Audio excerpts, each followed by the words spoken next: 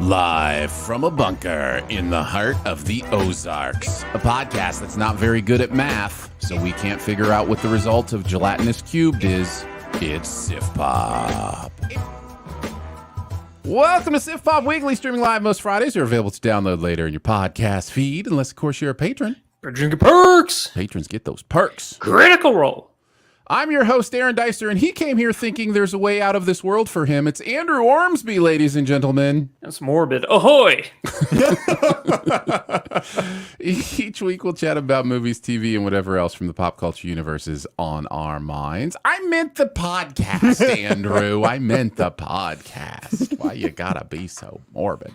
And please welcome our guest this week. I was really hoping that Jarnathan would be here instead today, but it's Ian Whittington, ladies and gentlemen. Oh, Wick, not Watkins. Way, hello everyone. I've seen 50% of the movies this week. So, and because of that, you don't necessarily get the Jarnathan reference, but yes, it was a great reference. Oh, I agree. I'm sure it brilliant. was. It was Big just Slay. all around. It kills. It's Slay.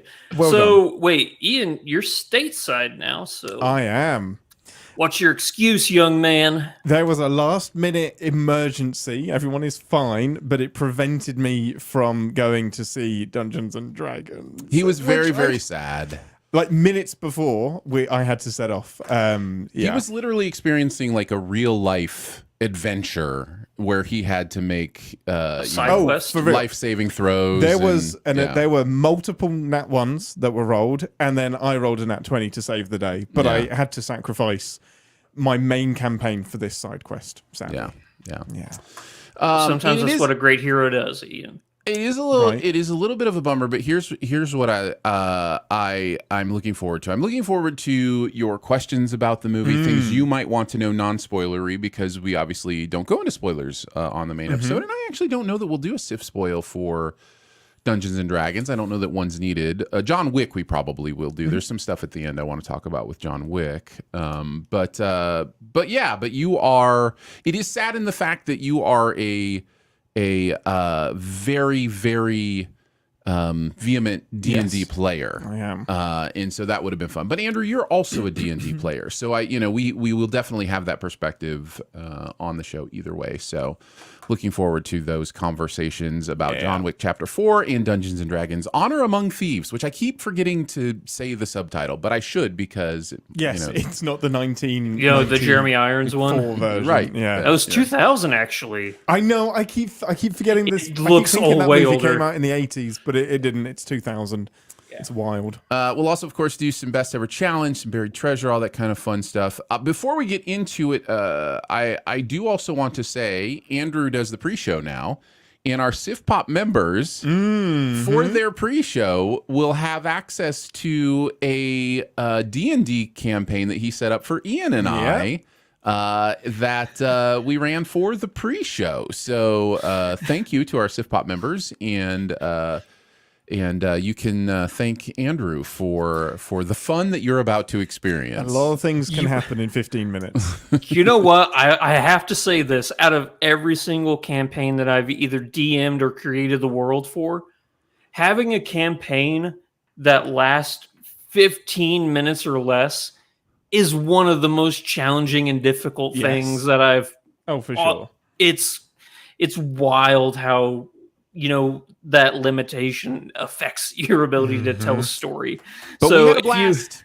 I hope you did. I really do hope you did. Genuinely. We didn't need longer than 15 minutes to have fun. So you can... And Aaron, you just dove right in with your character and everything. Yeah. I was so pleased. Listen. If you're going to go for it, right? You did. So speaking of going for it, let's do some movie reviews, shall we? Let's start it off with John Wick Chapter 4.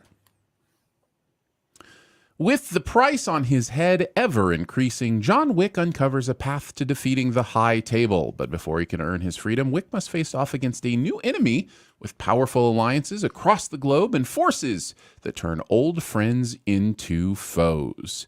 As the title says, this is the 4th chapter in the John Wick series. Keanu Reeves coming back as Mr. Jonathan Wick.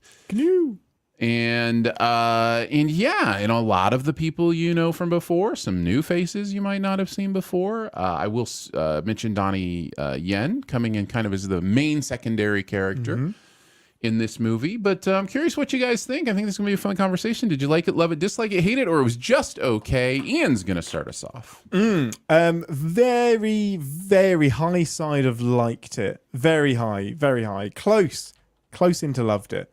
But I'm not going to commit to that until I've had another viewing. Andrew. I'm right with Ian. That's like exactly the same spot I am. Close to loving it, but I can't pull the trigger on it. I think I was on like high side of okay, low side of liked it when I first saw it. It is not aging well. I'm firmly in didn't liked it at this point. Oh wow! It's sinking fast. Wow! In my my perception. So maybe a fun conversation, but let's love on the movie a little bit first. Why did you hate this movie? Not yet, but give me another week. Give me another week. You never know. So it sounds like we'll start with Ian. Ian, tell us some amazing things about this movie. I mean, without making you sound like a jerk, what's not to like about it? It's so much fun. It's exactly what I want and expect from a John Wick movie. A lot of action, but a lot of really well thought out, well choreographed, watchable action. There's only 3 cuts in the entire movie, and that really shows. It's amazing. And there's some really inventive stuff, like a particular overhead shot that is incredible. Would I like a little bit more acting from Keanu? Yeah, of course I would. Of course I would. But I mean, I'm gonna need a gun. It worked for me. I don't know. My expectations were very, very low, despite the first 3 being really entertaining, excellent movies. I didn't immediately rewatch them before going into this movie, so I didn't exactly remember why he was still on the run, but the movie kind of caught me up enough, and I just had fun. I just had fun with it, Aaron. Why don't you like fun? It's just this part of me. I'm just very pessimistic. Yes. You know, it's just famous for it. In yeah, fact, it's just kind of how I'm defined. And Andrew, talk a little bit about this movie. I liked many things about this movie, obviously, but the first I want to talk about is Donnie Yen. He is probably my favorite part about this entire movie. I've always loved Donnie Yen. He's one of my favorite martial art stuntmen that's ever done Hollywood. He's up there with Jackie Chan for me. And seeing him not only have, great fight scenes, but I found his character, Kane, very fascinating. It's a very... It feels like this movie's trying to say, if we're not careful, what happened to John will happen to him. And it's interesting having an actual... I think this movie actually tries to... it struggles with some certain things that I don't think have been like a narrative standpoint since the first movie. I think this movie's trying to say a lot more than even 2 or 3 did. I can say a few good things about this. In fact, I'm going to say a lot of good things about a movie that I'm continuously feeling like I didn't like. One of the main things I'm going to say is I think underneath this one is a lot more interesting thematic work than has been in the last 2. I think this one is trying to really do something and say something about revenge. Is it something new about revenge? Not really. We've heard this message before, but it's more clearly, I think, in some of the scenes showing, especially if you consider the post-credit scene, which I won't spoil for you, but like there is something this movie is saying about how violence and revenge are a no-win situation. Mm-hmm. There is no winning this game that the people in these movies are playing.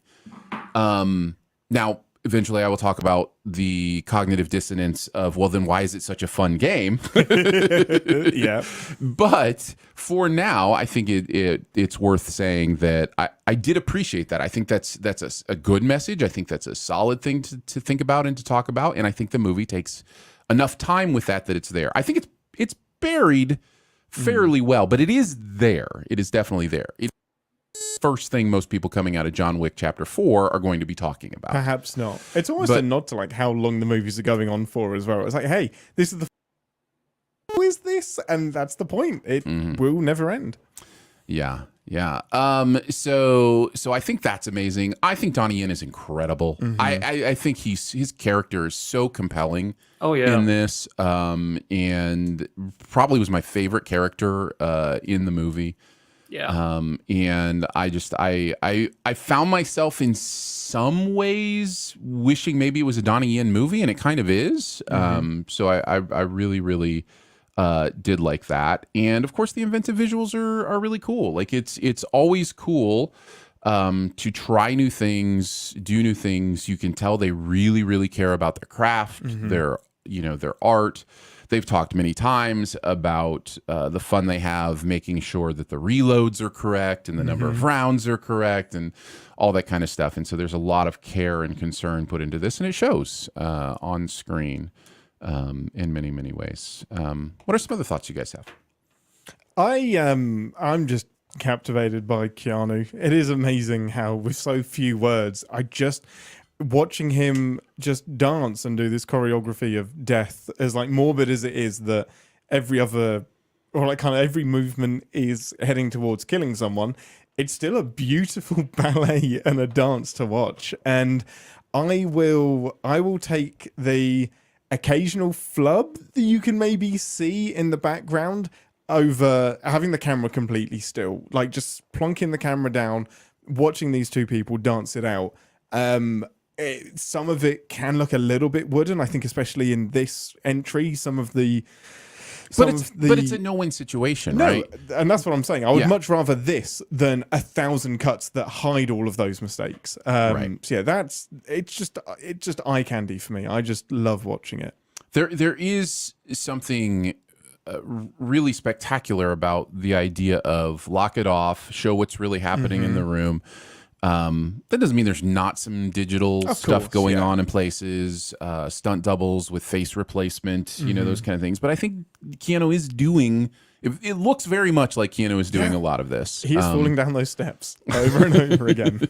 I doubt that part, but there are many parts it looks like Keanu is doing. So yeah, I understand completely what you're saying about that. Andrew, some other thoughts?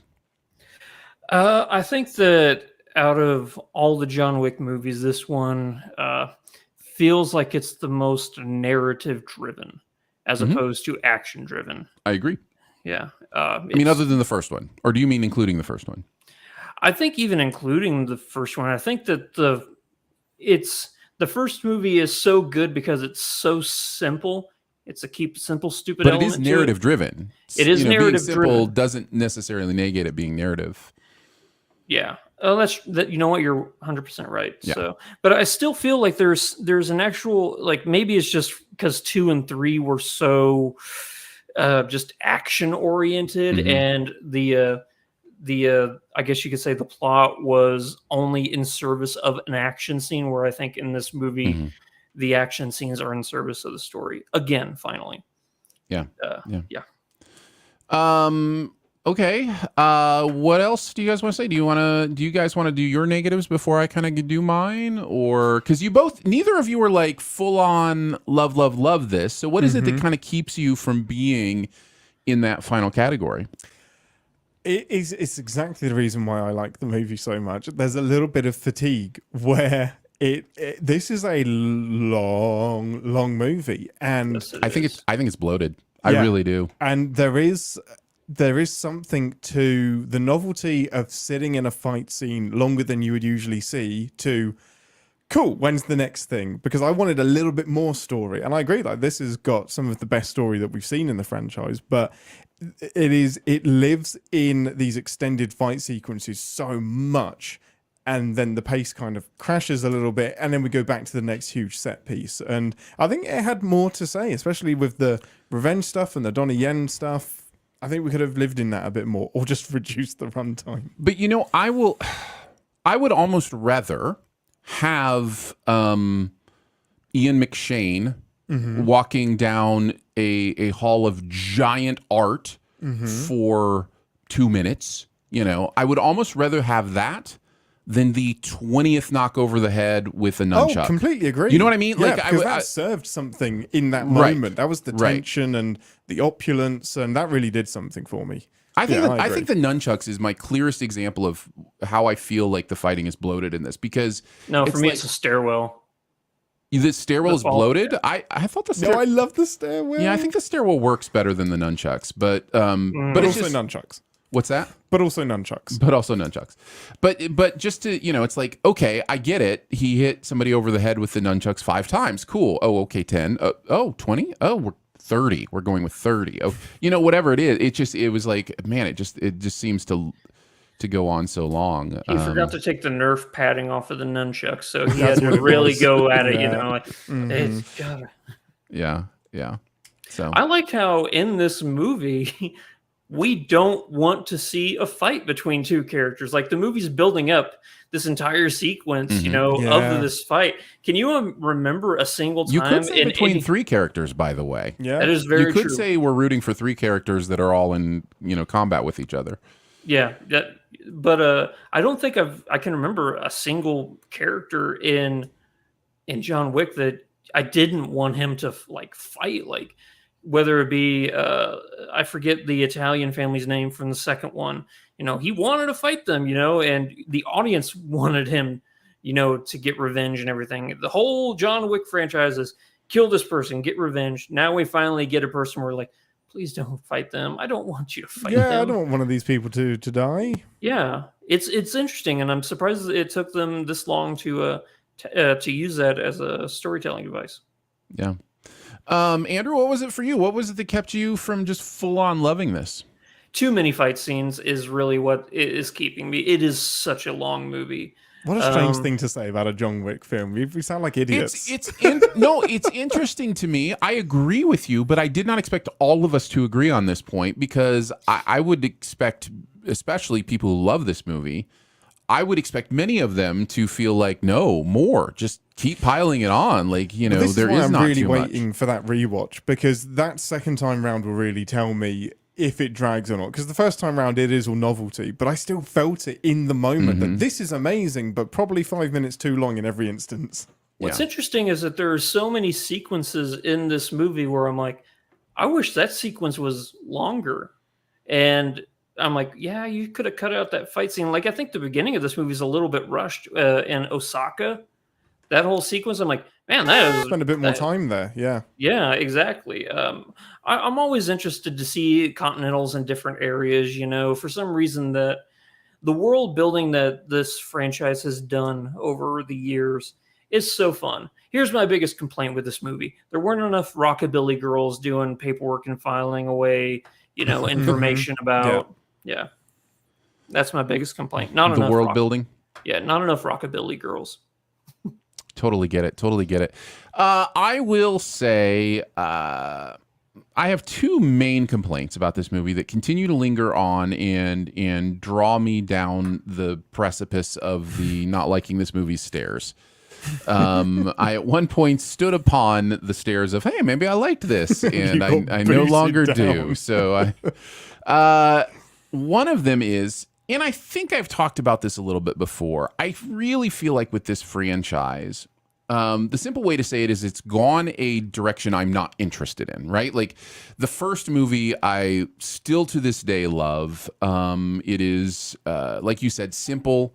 It's driven. The story is very clear. You know what's going on, and it still kind of gets into a little bit of fun world building and some things you're like, oh, what is this universe? That kind of stuff.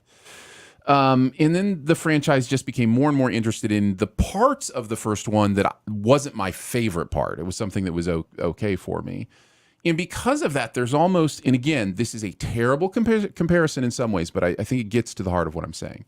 There's a Fast and Furious-ification of the John Wick universe, where it becomes this bigger superhero version of this simple thing, right? Now, I'm not comparing them on quality levels or those kind of things, but I think in many ways, and this may be a compliment or a takedown depending on your opinions, I think this is kind of the Fast Five of the John Wick movies, where it's like obtaining what it always wanted to be and what, the place where it wanted to go. There are many people, I'm kind of one of them, who think Fast Five is the best Fast and Furious movie, because of that embracing of what it is. It's an interesting comparison considering you don't like this one, but you love Fast Five. It is an interesting comparison. We can get into reasons why. And I will do that shortly. But before I do, I just want to say there is something that is captivating and compelling about a movie going, nope, this is what I am. Guys, look, I'm a 3-hour fight movie. That's what I am. If we'd have had the money, we'd have done this with the first one. So for me, the difference is the Fast and Furious 1 is not a movie I love. The Fast and Furious 1 is an okay movie, right? That's my favorite. But I get what you're saying.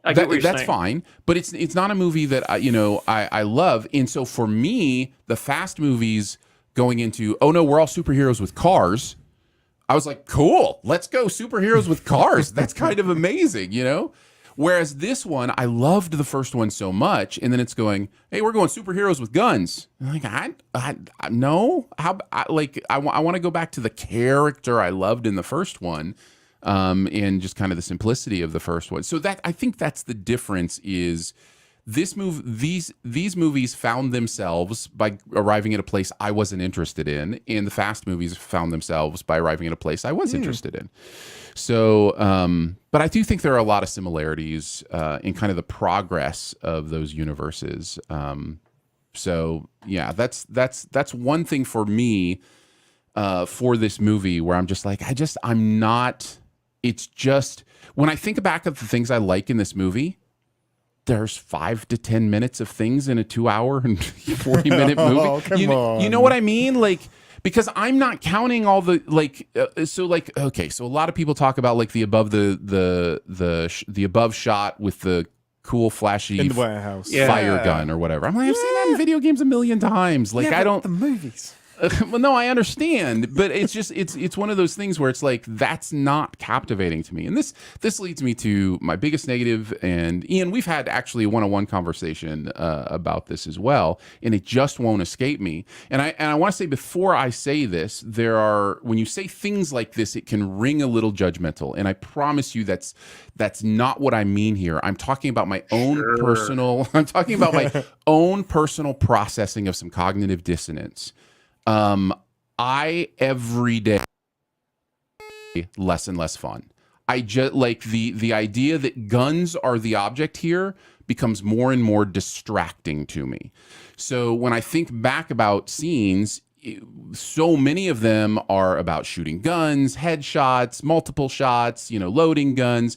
There's this gun worship that goes in movies like this that is it becomes more and more difficult for me not to be distracted by. If it were all swords and arrows, I think I'd be better. And I think the reason that is because there is something. It's not that somebody couldn't use a sword or an arrow to do massive destruction to the people around them. It's just that that's not the culture we're in. Yeah. It's not a sword and arrow culture.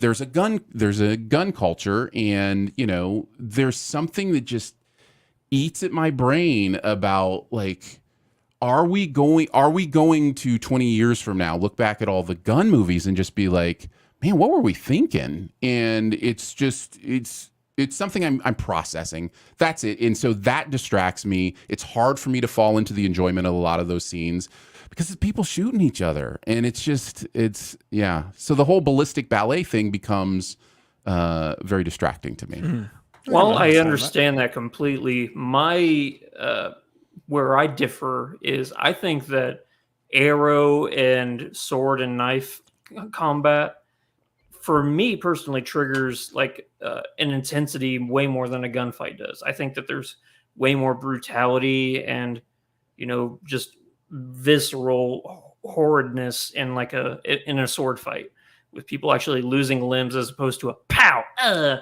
then they fall over. But that's the problem. That, to me, that's the problem. The problem is that guns aren't like there is no It's too easy. wrestling with the absolute the destruction that firearms do. It does just pulls a trigger and a guy goes down. Like, and it is this weapon we are wrestling with as a culture from many different angles and many different views, and I understand that.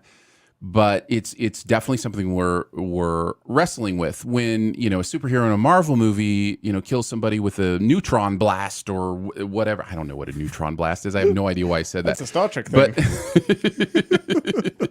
it to me is a little easier to deal with because it's fantasy and nobody is claiming that here in the real world is something that they want to take part in and want to do. But when it's guns, there are, and it's harder for me to process and deal with. So that is some insight into why the movie has descended down the stairs for me in many ways, because I just can't shake that. And it's getting hard. It's getting harder and harder for me to find action movies that I can really enjoy without being distracted by my own cognitive dissonance. So yeah, there you go. And that is probably the main thing that's been moving it down. It's a weird place to be when you don't want it to be as fun as it is. Yeah. Do you know what I'm saying? Like you look at it and you go, "Oh, that's so fun." Why? But no, Stop it. stop being fun. Stop making me love you. Yeah. Like No, I get that. there's something that happens there. So Just switch your brain off, Aaron, and enjoy it. I want to ask a question. Hopefully, Sure. it doesn't sound too inappropriate, but no, you're good. you guys were in Nashville, not That's too true. long ago. Does something like that affect your opinion coming fresh? Do you think the freshness of that when is Columbine affecting? happened, it was this weird thing that nobody could believe. Yeah. And now we are, 30 years later, or however long it's been, and it's just something you look at and go, yeah, another one. You know what I mean? Like the culture has changed to such a point that, so I don't know that the Nashville thing specifically is, it is weighing on me just as something that happened, and I just can't imagine the trauma in the everything about that situation.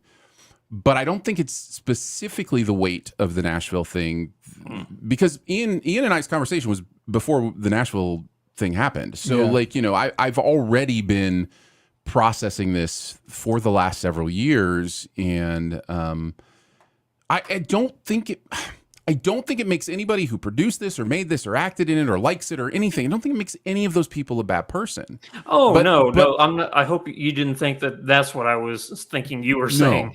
What I'm saying is, it's in the same way it could be. I'm only in my own perspective. I don't know, but it could be the same thing where I don't think any of the people who acted, participated in, wrote, whatever, movies that made jokes that are now inappropriate are also bad people. Like, because we just progress as a culture sometimes. We evolve to a different understanding of what's funny, what's cool, what's entertaining. We have a lot to reckon with about entertainment, because the parts of us that are excited by certain parts of life are kind of dangerous parts. Like there are many things, whether it be a titillation of violence or sex or whatever it might be, that there is this thing that can happen where the things that excite us the most are also the things we need to be most in control of. And so or these tendencies to team up against each other or make fun of somebody so that we feel better about ourselves, or whatever, bullying, whatever it is. I think as a culture we have to continue to evolve and go, remember that thing we did? Can you believe that was what we found entertaining? I think the same will probably be said of football someday. Can you believe we thought that was entertaining? Like it's just change. It's just progress, and it doesn't make the people who exist in the moments of whatever in the past bad people. It just means entertainment is a really difficult thing for us to find our moral center on sometimes. What entertains, what is gladiatorial and what is just fun entertainment. So yeah, so Basically, what you're saying is you like Donnie Yen in this movie. I really did like him Because of his cane. I get it. It's a really cool character. Was it? He was also blind in Rogue One. Rogue One, too, yeah. right? I was Yeah. beginning to wonder, is Donnie Yen blind? Yeah, no, he's been making jokes about that. Like, I can't wait to play a person who can see in a movie. Yeah. So, Yeah. Yeah. Talk about some other good stuff. I feel like I've brought us down a little bit. Talk about some of the other murdering people that you guys liked. I mean, there was honestly- this one moment where like a bow and arrow went through a guy's knee, and then he's like That was pivoting funny. on it. That was was funny. hilarious. It was great. It was funny. ragdoll physics. yeah. Yeah. No, honestly, the parts of this movie that I love the most are two characters trying not to fight each other. You know, like whenever they talk to each other and they're like, Donnie Yen, you understand why he's doing what he's doing. You know, he's a very empathetic character. And it's interesting to have two empathetic characters, you know, at odds with each other, and you don't blame either one of them, really. Actually, you could, if you really were to like break it down as far as you could, you would probably think that Donnie Yen is more of the hero of the story than John Wick is. I think that at the end of the day, you'd come away going, yeah, I think that Donnie Yen is the better person than John. I don't know. Donnie Yen's character definitely kills a good guy. Like straight up murders a good guy, right? Like that's, you know, if you can define a good guy in this universe. But it's definitely there's definitely a moment where Donnie Yen decides to kill someone who is defenseless at that moment, like is, you know, not able to really keep up with him. And yeah, you're right. Never mind. No, he gives that person many options of him just saying, please stop. No, that's fair. I don't want to That's do fair. this. I don't want to do this. That's why I think, and you know, it's going to be spoiler-ish, but it's at the very beginning of the movie. He's trying to protect his daughter, you know? So there's a paternal, like a familiarity that the audience can grab onto, saying, yeah, oh, he's trying to protect his daughter. Yeah. And you could say, well, John was trying to protect the name or the honor of his wife and Daisy, the dog, you know, that's what he was doing. So that's what made him empathetic. Yeah. And the way this movie boils down. Oh, I can't believe I haven't brought this up yet, but Lance Reddick, just several days before this release. That's so sad. I was gonna chat about that as my one last thing. I think it's always interesting and in this case sad when the real world collides with a movie like this. But it was because of the role he plays in the movie. It was difficult. That moment was difficult to watch, and I know it happened so close to the release that I think that first weekend, maybe even the second weekend, they weren't able to get any kind of like dedicated to Lance Reddick or anything like that in the movie. It was days before, yeah. And so but I think they have sent new files that have, like dedicated to Lance Reddick in it, and I know everybody is really sad about what happened. But it's weird when stuff collides like that, and you just kind of have to process the difference between the real world. Let's do one last thing. If you got anything else, Ian, what's your one last thing?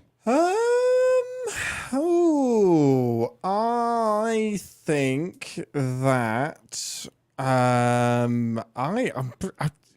I don't know. I might be tumbling down on this film. Thank you, Aaron. I might be falling down the Aaron stairs has myself. ruined everything. My goodness. My one last thing is I still, despite everything, hope to be in this universe more. I hope we get more movies in whatever forms they come. Yeah. Well, we know we're getting the ballerina in what, next year? Or there were 2 years. I can't remember. Next year, I think. Yeah. My one last thing. I can't remember if it's a mid-credit scene or a post-credit scene, but there is one. I think it's post, actually. Yeah, I think it's all the way at the end. Yeah. Oh, it was D&D that had the mid-credit scene. Okay, yeah. Yes, correct. So. D&D did have mid-credit scene. Spoil your one last thing for the next movie. My goodness. Yeah, my one last thing is I think I might be in the minority, but I liked Bill Skarsgård's performance. No, so did say. Oh. That's my one last Oh, thing. was that? I take that back. The French that- guy. I've heard a little the bit marquee. of accent mockery and That's fine. and Just French. that kind of thing. Well, if that's your one last that thing, Swedish French accent, you know? Yeah. if that's your one last thing, then I guess I'll make my one last thing. Scott Adkins, who I had a chance to interview recently and enjoyed that interview, and he is probably the most ridiculous character in the movie. Yep. Easily. The most ridiculous hand of poker that means nothing and is played in no way that poker is played. Okay, I hate that scene so much. I hate it too. Yeah. It's so annoying. That And- entire segment with Scott Adkins, for like you said, as much as I love him, that entire section could have been cut.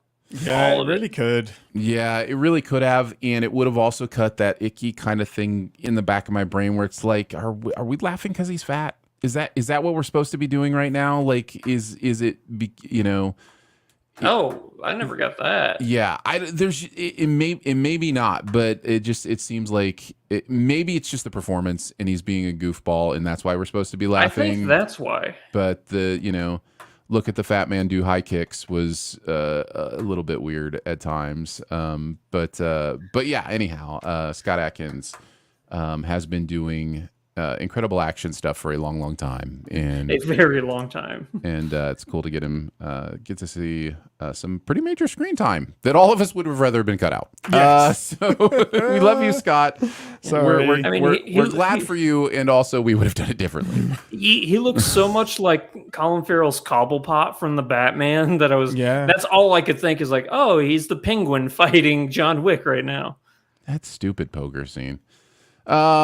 All right. And also, why does it sometimes Donnie Yen knows exactly what's going on without any, help, and other times he needs stuff on the wall to make alarm noise? Texture of the card, how it changes color Yeah, from white okay. to red. All right. Such a nitpick around. They should get a job doing that. Yeah. Well, the greatest card shuffler in the world is blind. Well, yeah, shuffling, sure. No, I mean, but a card. I guess what would you call it? A card mechanic. Counter? A Card mechanic. Well, yeah, Yeah, he's you know, probably they can working do with the a marked flips. deck. Yeah, Yeah. like with a little. But you should little braille. watch some of his videos. They're fascinating. Yeah, that's cool. That's cool. All right, that is John Wick Chapter 4, and let's move on to Dungeons and Dragons: Honor Among Thieves. A charming thief and a band of unlikely adventurers undertake an epic heist to retrieve a lost relic, but things go dangerously awry when they run afoul of the wrong people. This movie comes to us from the same writing directing team that brought us Game Night, which immediately got my interest up.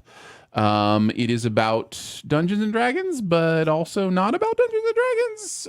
What did you guys think? Did you like it, love it, dislike it, hate it, or it was just okay? Ian is avoiding watching the trailer as we speak since he has not seen the movie. Andrew, what did you think? Did you like it? Did you love it? Dislike it, hate it? It was just okay. Loved it. Absolutely Loved it. Andrew, I am my official rating for this movie is loved it more than Andrew. Yes. Nice. Nice. My rating is I'm extremely excited. Like more so than I was. I'm pumped now. My expectations are probably too high. I'm going to hate it. Yeah, I apologize for that. I'm interested to hear some of your questions after we kind of talk around. I will. The reason I say loved it more than Andrew is twofold. Number one, I want to start. Number two, Nice. That's how you play poker. Number two in my 5 of a kind of twos is that I think it is important to hear from the non D&D person Yes. on this for a lot of reasons, and because I think one of the first things that I thought going into this is, are we going to have a World of Warcraft situation again where I just feel like I'm being left out of every joke. I don't understand I don't understand the references, and the movie is like drawing red circles around its references that I don't get. Like, am I going to feel lost? I didn't feel that way in this movie at all. Like, Good. I was afraid. No, in what I'm really curious to hear are what are the reference? Like what reference did I miss? That's really interesting to me because the trick I think in a movie like this is being able to just be a great movie that somebody who's never played Dungeons and Dragons will enjoy. And also being the kind of movie that somebody that does play Dungeons and Dragons goes, oh, I bet that character is a bard, or whatever it might be, and I think that's accomplished, at least as far as I know, really, really well here. I can only give the non-Dungeons and Dragons perspective here. I think my main positive for this movie, and then Andrew, I'll let you talk a little bit as well. Mm-hmm. Aside from the fact that I think everybody can get this movie, no matter what your familiarity with D&D is, I vibe with their sense of humor. It's one of the funniest movies I've ever seen. Daly and Goldstein, who has mentioned, did Game Night, which is one of the best modern comedies that's been made. They just have such a sharp, hilarious sense of humor. There were so many moments during this movie that I was giggling or laughing or smirking or whatever. I just think they understand how to create something that is both narrative and dramatic and going somewhere, and also lighthearted and fun and almost frivolous. It's really interesting how they can combine the frivolous with the meaningful. And when I say meaningful, I'm not necessarily talking about deep philosophical stuff. I love that stuff, but that's not what I'm talking about. I'm talking meaningful in the fact that it means something to the story, right? Like it means something to these characters. It may be called back later. This movie is really, really intricately woven, as Game Night was, and at the same time also severely funny. And in many of the same ways that the characters all have funny moments in Game Night, whether it's, oh no, he died, or the reaction to pulling out the bullet, or the neighbor with the dog and the chips, and like you have all these moments where you're like, the movie's so funny, or the table not breaking, or whatever it might be. Like you can recall all these things in their movies, and I think Dungeons and Dragons is the same. I think there's so many funny little things that I'm not going to give away here because I want you to experience them. That after you've seen the movie, you'll really have had a good time with. And that is such a gift. Not everybody has that when writing. And I'm really impressed with their writing skills and directing. The movie looks great. But Andrew, why don't you say some good things? The best thing I can say about this movie is it feels exactly like a campaign would be run. Like exactly. No one turns up on time? Yes, that's exactly it. No one turns up on time, and everybody's on their phones whenever they're not in the combat order. No, but just the nods. I guess a good example I can give, just so Aaron knows what type of scene I'm talking about, is the graveyard scene. That graveyard scene, I guarantee I've seen that exact interaction play out hundreds of times. The authenticity to how an actual D&D campaign is run and like how it plays out is so amazing. It's as if, and I don't know, like if somebody told me this, I wouldn't be surprised if this was actually a D&D campaign, like all the choices and everything that we see these characters making are all predetermined by roles, that like the people who actually played the story out. Like if somebody were to tell me that this was the actual campaign that these guys had played, I wouldn't be surprised because it feels so genuine. I would, for one main reason. It's just everything works out too perfectly. Like I imagine there are, it could all work out that way, but I imagine with D&D, part of the fun is that it's unknown. Like you could roll the wrong rolls and all of a sudden, other things happen. So, there were plenty of times in this movie where the characters roll the wrong roles, as it were. No, I'm talking about more like the intricacy of the plot. Like there's the narrativeness of it all. Yeah. Okay. But maybe I'm wrong. I could totally be wrong. I've never played D&D, so you could be absolutely right. No, you have. I'm sorry. Yes, yes, I have. Sin Club members. Yeah, because ours took place in Faerun, which is part of D&D. This takes place in the Forgotten Realms. A lot of the Aaron, I know this is one of your questions you had is how much of this is authentic? How many references are there to actual creatures or spells or anything? That's the whole movie, and that's what I was afraid. Of going into this and hearing your review is like, man, I hope that the story arc and like the characters were impressive enough for him to understand this movie and to like it. Because when I was watching it, the entire time, me and Roper, who's been on the show before, 'cause him and I went to go and see it together, the entire movie we're just pointing and going, oh, a displacer beast, or oh, a rust eater, or oh, just so many things that we're like, I can't believe we're getting to see this. Like all the things that we'd been playing for decades, actually getting to see on this done on the big screen in a good way was pretty magical. Yeah. Yeah. Apologies to our Sif Pop members who I accidentally called members of a different club. You can be a part of. You can be a part of that one too. But yes, apologies for calling that wrong. Ian, what are some of your questions before we get too much further? Like, what are some of your, like, as you're going into it, things you would want to know before you kind of head in? You're kind of already sold. It's not like you're not going to see this movie. You've answered a lot of my questions, so I'm just going to talk about Reign of Fire instead, because we watched Reign of Fire last night, and that was a lot of fun. But I do have a couple of questions, but more. I mean, Aaron, you've answered the main question, which was, did it play well for a person that has only played D&D for 15 minutes and upon watching this movie hadn't played at all? How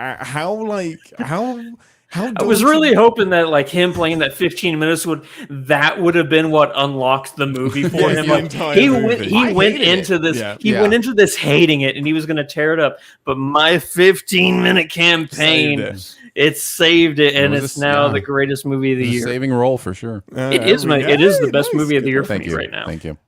So I mean, it's pretty clear that you enjoyed it despite not being a D&D nerd. So I guess Andrew, did it feel enough for you? Did it play it too safe? Because my biggest concern is, selfishly, and I know this is selfish, it won't be D&D enough, and it will be D&D light or D&D for a wide audience, which is great. Get more people in, but I still want some stuff that kind of winks and nods at me and says, you know what, you're a dungeon master, you're going to enjoy this.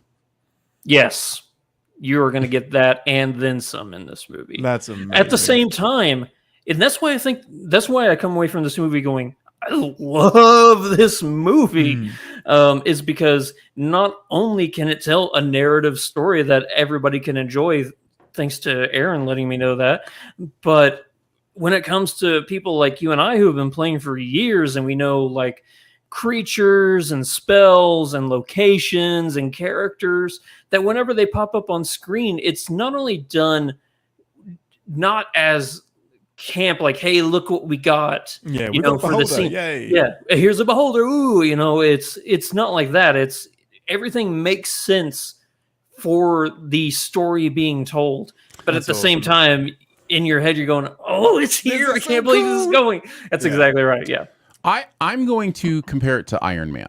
I think this is another first movie in a geek centered culture that had to appeal to a broad audience to do what it does, right? And I think Iron Man got that recipe correct, right? Where you don't have to know even who Iron Man is or any of the Marvel culture to go to that movie and understand the story, understand what happens. There are some winks and nods to people who do, get that stuff, I'm sure. In the same way that Marvel then started to get a little more geeky and, nerdy the further it got, the big one for me was the first, and it's fairly early, right? Was the first Thanos sighting is one of the post-credit scenes. I forget which movie. It was the Avengers, the first Avengers movie. The Avengers, right? That was the first time I was like, I don't get that reference. I have no, like, especially considering it's a reference they ignore for the rest. They never come back to it. But I'm saying if Dungeons and Dragons wants to be a little even more, specific about some things that D&D people will get, that could probably come down the road. I'm just interested. I'm interested if they can break out of, oh, we have to have the same characters, do the second movie, you know, because everybody loves these characters from the first movie. Really, you should have the same actors playing different characters. But that would be amazing. That's exactly right? what they should do. Yeah. Yeah. So- I'm not gonna lie, I freaking love that idea. It It would be have to be perfect for an D&D. anthological series, you Of know. course, yeah. Mhm. It would be incredible. I mean, that kind of I am leads so quite- on board for that. Let's do it. I mean, it's our choice. And Yeah.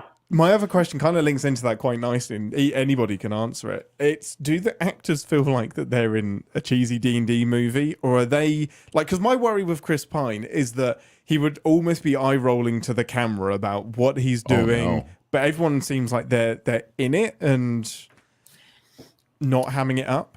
I will say there is levity throughout this entire movie, and a lot of it is, you know, I wouldn't say meta humor. You know, it's not self-aware, but at the same time, the characters. What would you put? There's an actual phrase for it, like a hanging a light. Hanging a on- lantern. Yeah, on it. hanging a lantern. There's a lot of hanging in the lanterns, you know, of like references and stuff like that, and like Easter eggs, you know, stuff. But at the center of it all, the characters in this movie are so lovable, yet because they're authentic, they're genuine. They don't feel like you know, characters that have been created to tell jokes. They feel like real fleshed out characters that actually have a purpose. That's awesome. I think there's something interesting about the energy of these characters that's different from almost any other movie I've seen. And I think it's something you're trying to kind of dig into, Ian. I think these characters, they are not self-aware in the way that you're talking about, where there's almost a fourth wall eye roll, you know, look to the camera and did I just say that? You know, like whatever it might be. It's not that. But they interact with their story with a different energy than I'm used to my characters interacting with. It's hilarious. It's great. But there really is this energy of, well, I guess it's D&D energy, right? Like there's this story progress energy of, well, hey, why don't we try this? Well, hey, why don't we try this? You know, kind of thing that happens in this that isn't usually what we see in our characters from movies, because there's usually a confidence about their decisions are based on, you know, these elaborate backstories that they've made for themselves and different things. And so there's a confidence about how they're acting and what they're doing. And that is stripped away from these characters a little bit purposely, I think, because both for the humor and for the D&D-ness of it all. And it just kind of works. At least it did for me. It just kind of works for me. And I think Chris Pine kind of leads the way in that. I think he is, in many ways, well, I wouldn't call him the dungeon master, because the party leader. Yeah. Yes. Yeah, it's called the face, is what it's called in the camp or in D&D. He's the face of the group. He's the one that interacts with everybody. He has the highest charisma. I will say, Ian, I don't know if this is what you meant, but everybody is playing their character archetype to perfection. Like they're like the charismatic and silver-tongued bard, you know, or the butt-kicking barbarian, or the holier than thou paladin. You know, everybody, like the tropes that you see in a lot of these characters, they are embodying those, but they also feel like real, genuine people too. That's awesome. Yeah. I'm really pumped, because the crazy thing about D&D games, and which is it's so hard to adapt it, is that you do have a bunch of regular people that are playing other characters that are in life-threatening situations, but always manage to have a joke at the same time and have to pretend that they have this wealth of knowledge and are inhabiting a person that's been there for decades and decades and has all of this experience. So if the movie mirrors that, that's an insane trick to pull off. I'm really excited for that. I think this cast is actually astounding. I can't think of a weak lead. I can't pick who I like the most. I can't. I was expecting Michelle Rodriguez to be the weak link. She's incredible in this movie. Good. It may be the best performance she's ever given. Yeah, she's perfect it is. for the role. Sophia Lillis is amazing in this. Chris Pine is, you know, pining. So charming. I mean, I honestly, I am struggling. Maybe Ryan Reynolds. It'd be hard pressed to find somebody who I think could Ryan have pulled Reynolds off. is in this movie. No, I'm No, saying no, like no, no, no, no. I'm saying Oh. that Ryan Reynolds would be the only person I could There think is of a that could surprise pull off cameo. that charming.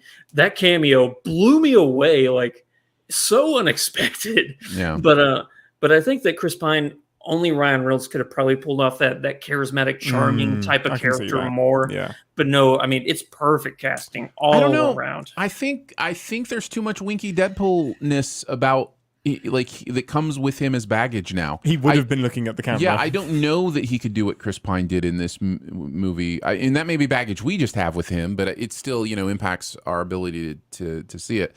Regé-Jean Page loved that character in this movie. It was very in many ways Old Spice guy. There was kind of Nice. a little bit of that. that energy to that character, which I really, really liked.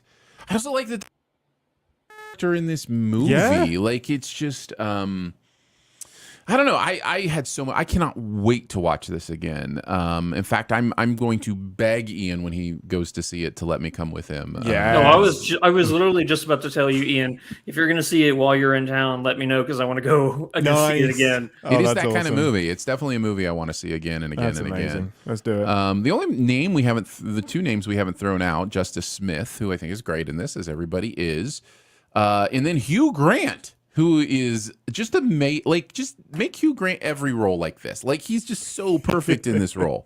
Just so, and I don't want to spoil anything about anybody's role in this movie, but man, Hugh Grant is so good in this. I was sold on Hugh Grant being in this movie as soon as I saw the interviews, and he just hammed it up. He was like, "I don't know what I just filmed. It had something to do with a board game," and I just turned up. I said some things, and I left. You can't tell. He's great. He really is. That's amazing. Ever since he did, I can't remember which one came first, either Paddington 2 or The Gentleman. Whenever The he started, Gentleman ruined Hugh Grant for me. I can't watch him do anything else other than that. It's so good. Yeah. well, then you're in luck. It's not quite that extreme, but it's a character a lot like that I Gentleman love it. character. Yeah. Man, this movie's so good. It really is. It really is. It really is that good, and it just makes me so excited.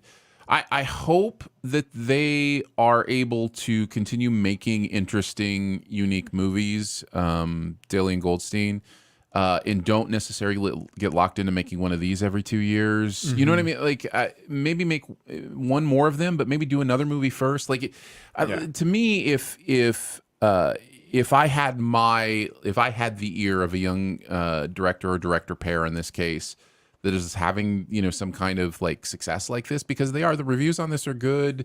Game night reviews were amazing. I would just say make sure you're really thinking about the one for them, one for me kind of thing. Don't want to get lost in, well, I'm just going to say Ryan Coogler territory, where he's an incredible director, but it's just like I'm ready for the next like Coogler unique, fresh idea as opposed to another Marvel movie. So yeah, I'd really like them to keep doing fun, fresh stories. The reviews are really good. That's Yeah. crazy. I'm excited. Well earned. It's I'm well excited. deserved. Yeah. One last thing. Mid-credit scene. There is. You already spoiled that though. There is a mid-credit scene. My one last thing is I think this movie confirmed to me that if I ever play a full D&D campaign more than 15 minutes long, that I definitely want to be a bard. It is Easily my favorite. It's my favorite class. Yeah. It has been So much utility as well. That's what I think might be daunting for you, Aaron, is if you mess it up, the team's going to be punished. I like it. Yeah, Let's go. That's why, not to give it away, but in the pre-show, your character class was a fighter, and it's really the introduction class for a lot of people that are a barbarian. It was really just inspired work by you to make the pacifist a fighter character. That was just inspired work. Well, I mean, you can't really, for a 15-minute campaign, you can't have a healer. How many times is the character going to need to be healed? That's fair. I mean, We if, tried. if Ian was like constantly getting hit, I mean, either I was doing something very wrong with that campaign, or Ian was doing something very wrong with that campaign. Both things can be true. That is That is very true. yeah, That is that's true. correct. Yeah. That is Dungeons and Dragons: Honor Among Thieves. Big recommend. Huge recommend from both Andrew and I. Go see Nice. it. It is really fun. I will. Just a great time, man. I love all kinds of movies, but there is just something about going to a movie and just having a blast that is, that really hits the sweet spot. So Yeah, I know you're only a singular person and you can't speak for everybody, Aaron. But after watching this movie, were you at all like intrigued to play D&D? Like, did you walk out of the theater going, "Oh, that type of world is interesting. Maybe that's something I could try and tell a story in," or something? it didn't expand my interest in D&D any more than it already was. Okay. I have a few D&D lovers in my life, and so I am aware of many of the ins and outs of kind of how that works. But for me, the interest has always been performative. If I'm going to play D&D, I want there to be as big an audience as possible, and I don't care how that makes me sound. I like performing. I like being in front of people and entertaining them. So yeah, there's nothing wrong with that. So that would be the fun part for me, for sure. Not the world building. Yeah, there was nothing about this movie that was like changed my view on D&D or my interaction with it. Fair enough. Well, regardless, I do hope that this movie gets more people interested in playing, because it is a lot of fun, and it's. I'm glad that we're seeing this resurgence of it. I'm amazed they haven't released this as a campaign alongside the movie coming out. That seems like a baffling, like a missed opportunity. Yeah, just a 5e edition. Like I think Wizards of the Coast was way more worried about their PR nightmare they had earlier at the beginning of this year. Oh, you think they're worried about that? That's cute. Yeah. they redacted everything. So. Well, not everything. I think what Ian's saying, and I have no idea what you're talking about, by the way, but I think what Ian's saying is, they may have redacted things, but he doesn't think they were all that concerned. I don't think on the other side of the screen or whatever. Yeah. All right, let us move into the best ever challenge. But before we do, thank you to our amazing Sif Pop members. Yes. And the Sin Club. Thanks, Ian. And Thank you. Thank you, Ian. The Sif Pop members this week have a bonus episode of us playing D&D together. So if you're interested in that, support starts at $3 a month. I think the bonus episode level is higher than that, but you can check all that out at patreon.com/siftpop. And we try to do a bonus episode every week and a lot of other fun stuff. So go check that out, patreon.com/siftpop.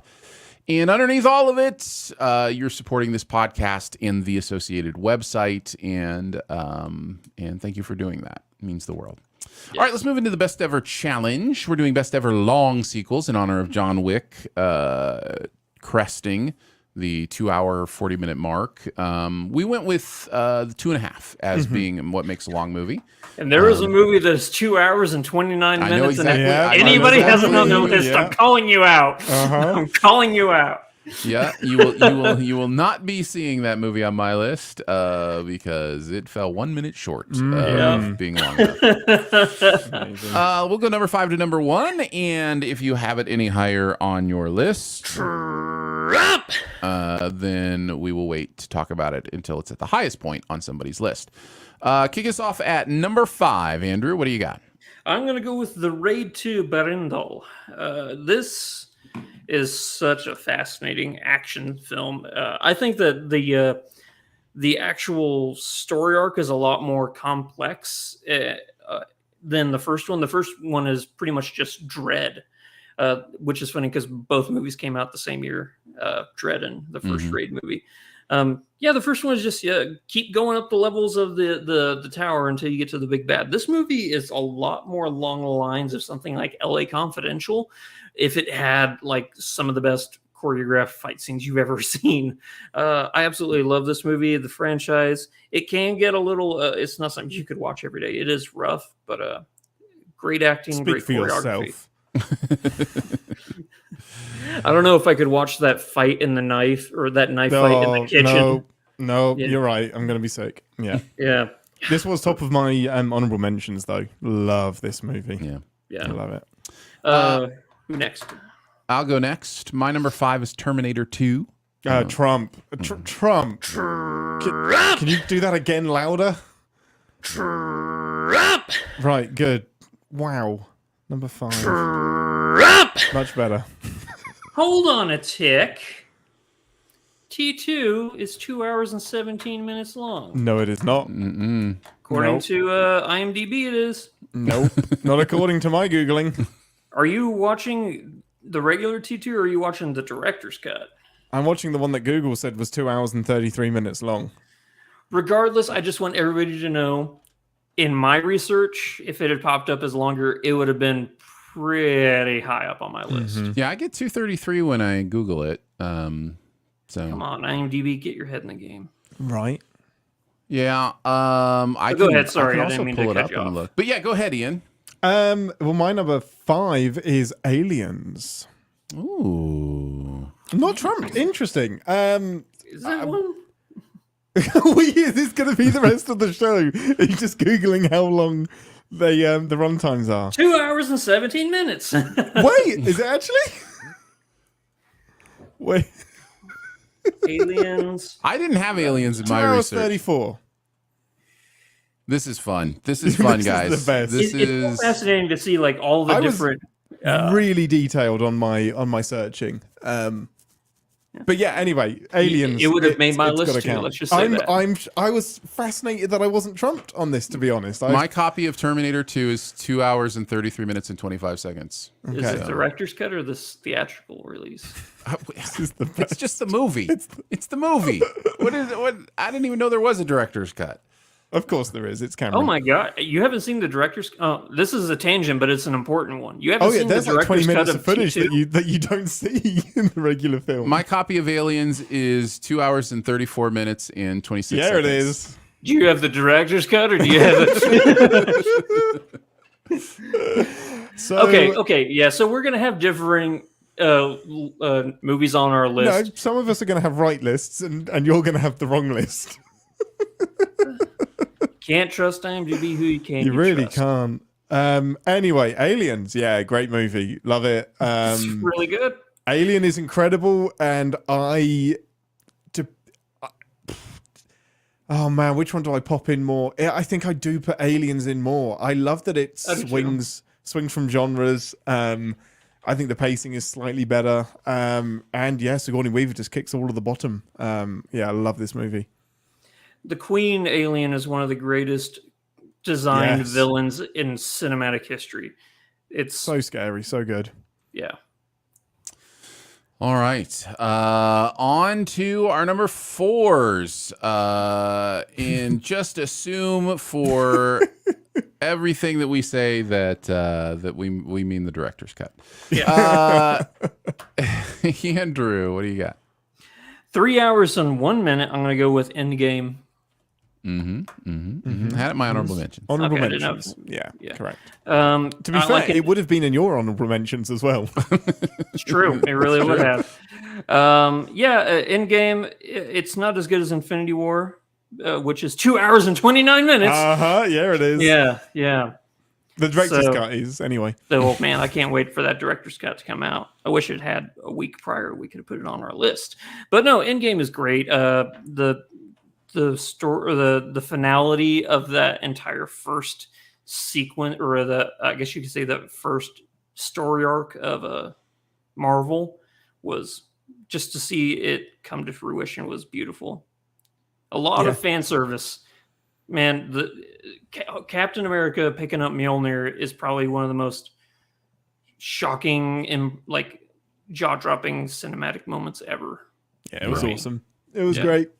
Totally agree. I think it's telling that we mainly talk about the final scene and not the rest of the movie, but we will move on. I That think was everybody great. here. I think everybody here thinks Infinity War is better than Endgame. Oh, okay, good. I for some reason thought not. No. Oh, I think it's pretty widely agreed upon. I mean, Yeah. there are more emotional beats and like tugging at your heartstrings and like great cinematic like moments in Endgame, but I think narratively, I think Infinity War is a far superior movie. I wish that last scene was in Infinity War. That's It's in Infinity War. It's so weird that Infinity War of the two movies is the complete movie, yes. and the second movie feels like half a movie. It's weird. Yeah, it's very strange. A very strange trick to pull It's a off. 3-hour-long half a movie. Yeah. Yeah. So weird. All right, my number 4 will probably get trumped. I have The Good, the Bad, and the Ugly at number 4. I didn't put no. these on because it's an anthology. It's not really a sequel. But yeah. Okay. I It's would the have same- counted it as a Same sequel. character though, right? No, it's Yeah. not. He's a different character in every movie. I guess Interesting. I guess I misunderstood that. Well, I still love this movie, and I think it has one of the most incredible. I think it just has textbook. Show it to your film studies classes how you create tension, especially in that last scene. So yeah, Good, the Bad, and the Ugly is awesome. Nice. Yep. Ian, what's your number 4? Blade Runner 2049. What And number my- is this? Your 4? This is my number 4. Aaron, if you wouldn't mind. I figured as much. It's one of my favorite things is a person requesting their Yes. own voice. Yes. To save time, could you press the button for me? Yes. Yeah. Exactly. I'm trying to keep my throat, from Cool. getting too raspy. Cool. We'll talk about that later then. Andrew, we're to you for your number 3. Later is right now. Blade Runner Nice. 2049. Nice. It's a good choice. I definitely had it in my honorable mentions. Yeah. I'm not really a big fan of the first Blade Runner. It's one of those movies that it's just not for me. But I can understand why people love it. But Blade Runner 2049 is, I think Denis Villeneuve for me is my favorite director working in Hollywood right now. He's not only a visual master, but the way that he can tell a story, so many different ways. Like you think I think it's telling of how impressive he is and how versatile he is. That the same guy who did Prisoners did Arrival, and he did Blade Runner 2049. It's wild. The genre hopping is incredible. Yeah, and a lot of people don't like Enemy, but it's the same guy. The fact that he can do all of these movies and that they feel so diverse and everything. Can't wait for Dune Part 2 to come out. Blade Runner 2049 is one of the most visually beautiful movies ever, but also the sound design in that movie is out of this world. If you missed out on seeing Blade Runner in the theaters with that sound system that it has, it's some of the best sound design ever. I totally agree that Blade Runner 2049 is amazing, and also agree that I am highly anticipating the second half of Dune. Yes. Which will feel like a whole movie. All right, so I think that means my number 3, Dark Knight, is Aaron? what I have. Drop! All right, you guys. Everybody loves the Dark Knight. Best movie ever, Dark Knight. I'm just kidding. I had it at number 3. Wow. All right, on to your number 3, Ian. Lord of the Rings, The Two Towers. Well, Aaron? I will do this for running you. out of Am I doing it numbers. for you, Andrew? Because I'm not doing it for me. You're doing it for me. Okay, I'll do it for you. Fair enough. I got then I trapped will- twice. Then I will wait. I will wait to say what I want to say. Okay. So it's Andrew's turn. You're saying it doesn't count? Andrew, what is your number 2? This is where I have The Dark Knight. The Dark Knight. Yeah, me too. It's my number 2. nice. Yeah. Yeah. It's the correct place done. to have it. Yeah. Aaron, you were off by 1. I was. That's a critical miss. So. Dark Knight. It's great. Heath Ledger, best Joker, live action Joker we've ever had. And that's saying something because there's been a few. Yes. Yeah, Joker is one of 2 characters that 2 actors have won an Oscar for playing the same character. I'm partial to the Zach Galifianakis myself, but you do you. You know what? Lego Batman is beyond hilarious. It really is. But no, I love Batman. Actually, my new Batman statue just arrived in the mail today. So Oh, Here, nice. I'll show you. Nice. Oh, Andrew is He's departed. he's going to get some Mail. Yeah. You Nice. got the old one. Nice. I love the gray and blue. Yeah, it's that's always beautiful. been my favorite. And this That's is from gorgeous. Hush. But yeah, love Batman, favorite DC character. So it's Batman kind of Hush, there's a yes. bias. There's a biasness to me in this movie. Nice. Nice. Ian, did you have anything you wanted to add about it? Yeah, that nobody has ever heard about The Dark Knight. I think it's a hugely underrated film. No, it's brilliant. It's fun. It's as much Heath Ledger's movie as it is Christian Bale's. And it's incredible. I love it. I have this pin here. Ian, you want to see a magic trick? Yes, I do. Do it. What color is that pin, Aaron? This pin is royal blue. if only there were a sequel to Liar Liar that was over Right? 2.5 hours long. I would be there. I want it. I think Dark Knight is amazing. It is an incredible performance, and Christopher Nolan knows how to make good movies. So there you go. Yes, he does. Yeah. All right. So think that means we are on to your. Did you just do your number 2, Andrew? I think we shared. I think Ian and I shared Dark was Knight both as number of our 2. So number it's twos. my number 2. Yes. Yeah. This is where I have Avatar: The Way of Water. Thank you very much. This movie is amazing, and that is all to be said about that. Glad everybody agrees. On to our number I think I can ones. pull out one of his cables. So, man that I respect. Ian, are and you just on my so side with wrong. Way of Water? There's only one side of history to be on. Yeah, I did not. Yeah, I did not. Okay? Yeah. But I did not this You- movie. And I have seen it since we've done that review, and I saw it on a too. regular screen where I wasn't. I don't know if Ian, you knew this when I first saw Way of Water. I saw it with 3D, like regular 3D, and it was all dark, and I couldn't tell. I that's hate a going to shame. 3D movies, but I did see it on a regular screen. And yeah, there is no question that it is the most visually stunning movie ever created. Yeah, it's pretty. Yeah, it's a very pretty movie. So why are we talking about John Wick again? Yeah. Anyways, no, I totally get the haters on this. Oh, don't you call me a hater just because I don't like it. Just because I hate about- something doesn't mean I'm a hater. Uh-huh. I think The objective viewpoint. Yeah, Aaron mispronounced realist. Yeah. Uh-huh. Fair enough. Fair enough. Like I said, we're moving on. All right, let's get to our number ones. Andrew, kick us off. 2 Towers. Nice. Nice. Okay, so here's where I will say, how can there be a sequel when it's all one movie? Well played. Well played. It's not. There is an end to the Fellowship. You know, you're so wrong. There was just a delay.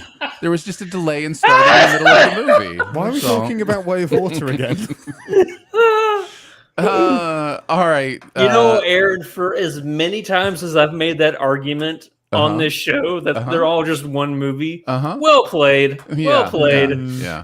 But obviously I totally get it. It would have been my number 1 had I not wanted to been a goofball. Oh, yeah. So there you go. It's a great movie. Wait, so I'm just curious, going around, what is your guys' favorite of the trilogy?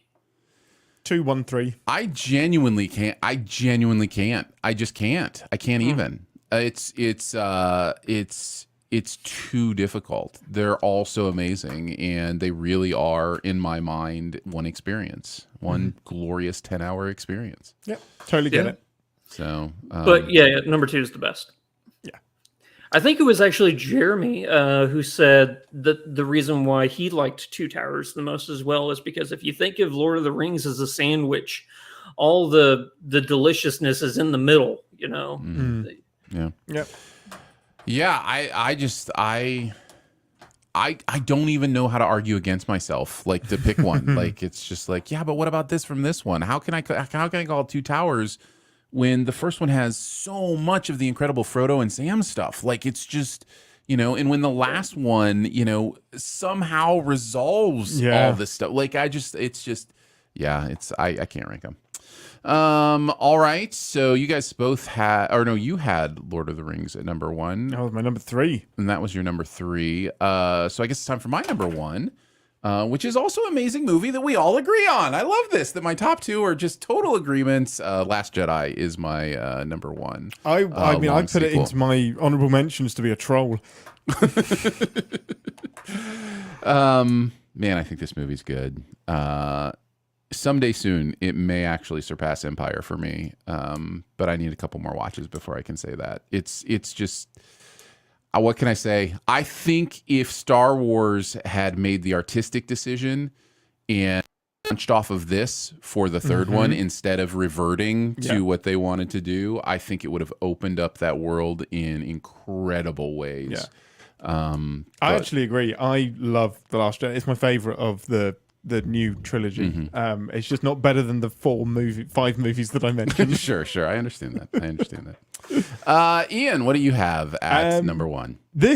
I'm breaking the rules. It's my personal favorite. It is the best. It's Terminator 2 Judgment Day. This damn movie is so good. Considering like the original Terminator is bordering on goofy with some of like the kooky special effects and some of the melodrama. This movie just goes hard, and it is depressing, but it is still uplifting. It has some of the best action set pieces of any movie in history. I can watch every second of this movie and it feels like it's half an hour has gone by, not 2.5. It is a masterpiece of action film making and world building, and I adore it. I love this movie so much. Yeah, it's the second best Cameron movie on this list for sure. Yeah. I mean, Aliens is good, but it's not as good as Terminator 2. Well, T2 would have been number 3 on my list for sure. Yeah. So. Yeah. And you honestly, I know it may sound like I was joking earlier, but you really do need to see the director's cut of Terminator 2. I don't even know what the differences are. I don't know what they cut out. I don't know that I've seen the original then. Yeah. This is the only version I've ever seen, I think. Yeah. There's an entire sequence where they actually do operation on the Terminator. You know, like when I've always seen that. where they cut his head open. They cut that out? Yeah, that wasn't in. But that's where they removed the chip. I know. That wasn't in the theatrical release. Wrong. That's also weird. At the end of the movie when the T-1000 is like glitching out and stuff. Like when he puts that's not in the theatrical release either. That's weird. Yeah. All right. Honorable mentions. I'll throw out Godfather 2 and No Time to Die. I think are both worth at least mentioning. What else did you guys have? Endgame, The Raid 2, The Dark Knight Rises, because I do enjoy that, and it's a good movie. It's still good. Yeah. No Time to Die and The Last Jedi. Yeah. You got all mine, so yeah, good job. All right, let's move on and finish off with the buried treasure. What is that one thing in any area of pop culture that you want people to know about? Ian, you are our guest, so you will go last. That's me. I will go first. There's a new version of the Challenge out. It's the Challenge World Championship. It is out on Paramount Plus, and this combines the Challenge USA, the Challenge Australia, the Challenge England, UK. Sorry, Ian, I forgot what your country was there for a second. Do not need to apologize. I try to forget daily. And the Challenge Argentina. And it combines some of the best from those challenges with some of the best from the OG Challenge on MTV. They call them Legends. And each of the Legends teams up with one of the world players, and they are competing. Really enjoying the dynamics. One of my favorite things about the challenge is that the players play season after season after season. So it's kind of like, rooting for your favorite sports team, those kind of things. And really enjoying this season. So, yeah, check out the Challenge World Championships on Paramount Plus if you want to. Andrew, what do you got? Believe it or not, I am recommending a Star Wars movie, The Phantom Menace, because Nice. I just rewatched it a couple days ago. This is a good movie, guys. It's great. It's a my good favorite movie. Star Wars film. I'm not even being dumb or ironic or anything. It's my favorite Star Wars movie. I can't go that far, but I know. It's been years since I've seen it. I've forgotten so many things that I love. Andrew's like coming on with like a hot take, like being like, you know what, guys, Phantom Menace is okay. And then Ian's like jumping at the chasm. Yes! He's just like, nope, best Star Wars movie ever. It is. For me, it's my favorite. But I forgot pod racing. That's one of the coolest scenes. And you know what? I would love Disney to do a pod racing miniseries, like following around drivers and stuff, like the circuit. That would be really cool. Darth Maul, one of my favorite Star Wars villains. He's so good. And of course, Qui-Gon, man. There's just so much to love about this movie. I forget the name of the little young boy who played the Anakin. I feel like a fool because Jake? Was it Jake Jake yeah. something? Yeah. Jake Sully. Just kidding. No, it's Jake. Yeah, Sully. get off of that movie. Get off of that movie. Jake Lloyd. Yeah. Jake Lloyd. I thought he was good. Duel of Fates, best lightsaber fight of any. It's the best lightsaber fight of any Star Wars thing Best finale ever. of any Star Wars movie, I think. Yeah, I don't have a problem with the prequel love. It's been an interesting journey with the prequels because with almost all of them, I really enjoyed them the first time I watched them because of my love for Star Wars and just, new Star Wars stuff. This is awesome. And then on rewatches, it became obvious that the movies were really bogged down in some, political machinations, that kind of stuff. Oh yeah, subterfuge, all that goodness. That's And great. it kind of Why lost. wouldn't you like that? It kind of lost some of the shine. And then I'm like, you know what? But the movies are good, okay? So yeah, I've gone, full circle on these movies. But yeah, I think the Phantom Menace is fine. Still hate Attack of the Clones. Yeah, I don't blame you. All right, that brings us to you, Ian. What is your buried treasure? I'm going to recommend something English that most people can't watch, and it's a Why little aren't you bit talking French. about Reign of Fire? Oh, It's I should be talking it's about like Reign the of OG Fire. Dungeons and That Dragons. would be There are perfect, dungeons wouldn't and dragons in that movie. Okay, we'll see how quick Phil can adapt. Reign of Fire, genuinely, Reign of Fire is excellent. Christian Bale is really good. Matthew McConaughey is unrecognizable and freaking off the charts good and incredible. I kind of look like McConaughey in that movie. You do a little you bit. actually do, yeah. Yeah. But far more approachable. And the other guy, Gerard Butler, looks like James McAvoy in this movie and sounds like him very much. Until he gets Both all being crispy. Scottish, so that makes sense. Lovely bit of world building. I'm amazed that Reign of Fire hasn't. Nicely done, Phil. I'm well amazed done, that Phil. I'm Coming in amazed clutch. that Reign of Fire hasn't been made into a spin-off series yet and hasn't had like a world building, like kind of Lord of the Rings, like not Lord of the Rings, the other one, Game of Thrones kind of series where we follow them through this dragon apocalypse. Yeah, loved especially it. considering, and I guess spoilers for a really old movie, but considering it ends with dragons still around. It's just that they have been, handicapped in a huge way, right? Like without spoiling exactly what it is. A TV series following like how the cleanup, I think would be really, really interesting. Reclaiming the planet. Yeah. I just don't think people know about this movie. I don't think so. Yeah, I just don't think they know. I enjoyed it. Cool. It was good stuff. Man, What were you gonna? What was your? What was the other one you were gonna? You'll go? never know. Okay, fair enough. My own fault. It's my own fault. I played myself. I will be back and I'll save it for All then. right, fair enough. Fair that enough. skydiving scene is so tense. Oh, it's And so good. Yeah. It's great. Yeah.